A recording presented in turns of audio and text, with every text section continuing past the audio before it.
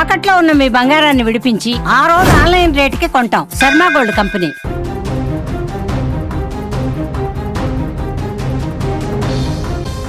తెలుగు రాష్ట్రాల్లో వింత వాతావరణం కనిపిస్తోంది. ఉదయం సూర్యుడు సెగలు కక్కుతుంటే సాయంత్రానికి ఆకాశం రంగు మారుస్తోంది.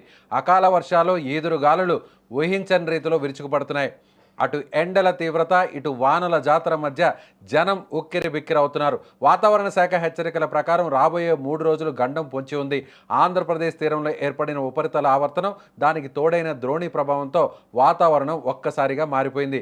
రాష్ట్రంలోని పలు జిల్లాల్లో ఉరుములు మెరుపులతో కూడిన వర్షాలు కురిసే అవకాశం ఉందని అధికారులు చెబుతున్నారు. ముఖ్యంగా మన్యం జిల్లా నుంచి మొదలుకొని అన్నమయ్య జిల్లా వరకు వర్షాల ప్రభావం ఎక్కువగా ఉండబోతుంది. అల్లూరు సీతారామరాజు జిల్లా, పోలవరం పరిసర ప్రాంతాలు, విశాఖపట్నం, కాకినాడ వంటి కోస్తా జిల్లాలలో పిడుగులు పడే ప్రమాదం ఉందని విపత్తుల నిర్వహణ సంస్థ హెచ్చరించింది. రైతులు తమ ధాన్యం కుప్పలపై కవర్లు కప్పుకోవాలని, బయట ఉన్నవారు చెట్ల కింద ఆశ్రయం పొందవద్దని హెచ్చరిస్తున్నారు.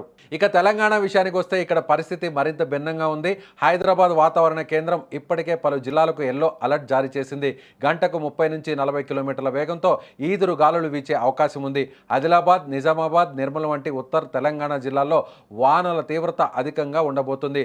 వరంగల్, హనుమకొండ, సిద్దిపేట ప్రాంతాల్లో కూడా ఆకాశం మేఘావృతమై అడపాదడపా చినుకులు పడే అవకాశం ఉంది. వేసవి తాపం నుంచి ఉపశమనం లభించినా ఈదురు గాలుల వల్ల విద్యుత్ స్తంభాలు, చెట్లు కూలే ప్రమాదం ఉందని అధికారులు అప్రమత్తం చేస్తున్నారు. ప్రస్తుత పరిస్థితుల్లో ప్రజలు చాలా జాగ్రత్తగా ఉండాలి. ఉరుములు మెరుపులు వస్తున్నప్పుడు ఎలక్ట్రానిక్ వస్తువులకు దూరంగా ఉండడం మంచిది. పొలాల్లో పనిచేసే కూలీలు, గొర్రెల కాపరులు సురక్షిత ప్రాంతాలకు వెళ్లాలని ప్రభుత్వం కోరుతోంది.